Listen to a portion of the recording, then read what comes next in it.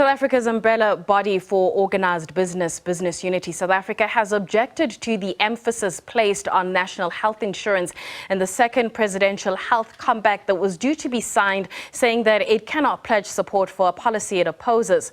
The compact follows the second presidential health summit that was held last year, which brought together a wide range of stakeholders to discuss ways to improve the health system. To give us their stance, we're joined by Khulekani Mathe, who is the CEO Designate at Business Unity South Africa. Khulekani, thank you so much for your time. But let's kick off with that. Business Unity's stance when it comes to the NHI. Take me through it. So Business Unity has, on a number of occasions, indicated that it has serious concerns with the National Health Insurance Act that was signed by the President into law in May this year. Those concerns really relate to a number of factors. One being the affordability of the scheme. We do not know how much it will cost, but estimates suggest that it will cost significantly more than was earlier estimated. Secondly, we believe that it is unworkable because it centralizes essentially all of the purchasing of medical services for the population into a central fund, which has the potential to create bottlenecks that can end up crippling the system. In addition to that, by the way, there's also the ever-present risk of maladministration and malfeasance in a centralized system like that. And thirdly, we have raised concerns because these concerns that were tabled before Parliament were never taken into consideration in passing the bill, and the President went ahead and signed a bill knowing that there were these concerns. So with that background, we simply could not then sign a health compact that essentially binds us or locks in support for the NHI. Meanwhile, we have these concerns. Okay, so now that I'm guessing we've postponed the signing, the engagement between yourself as Business Unity and I suppose call it a government as well, what's the engagement now? Are they going to remove this emphasis? What feedback are you getting? So firstly, we welcome the postponement of the signing, which was meant to take place yesterday. We think that short as it is, but it does provide an opportunity for parties to find each other and come up with a text that is acceptable to all parties. We wrote to the presidency over the past weekend, indicating our discomfort and also requesting that engagements be had on this. So essentially, we are waiting on the presidency to then reach back to us about the date for this possible engagement. We are ready to engage because it is in nobody's interest to have a standoff. And so we're waiting on the president or presidency to arrange a date on which we can engage. If we had to think about what a reevaluation of the NHI framework would look like, what does it look like from a Business Unity South Africa point of view?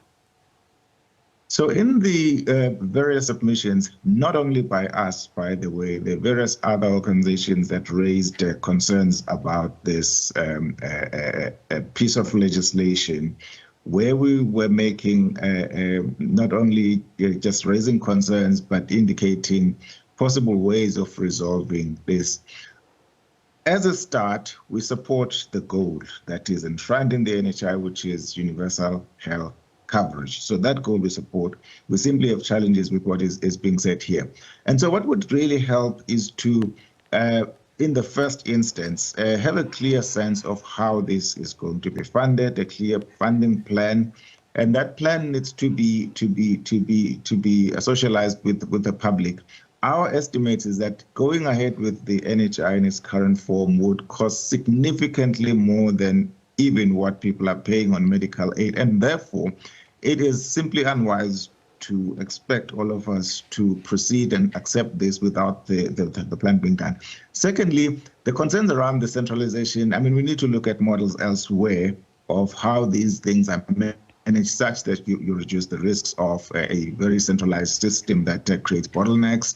And thirdly, that strengthening the governance of the fund such that the possibilities of malfeasance and maladministrations do not occur. In each of these many more, there are detailed suggestions that have been put forward, but certainly were not taken into consideration.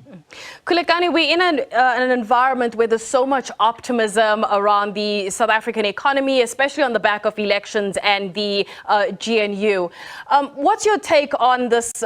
I suppose let's call it the new era of collaboration between business and government. Is it, instilling some confidence in you that we're going to see that open dialogue expanding even further?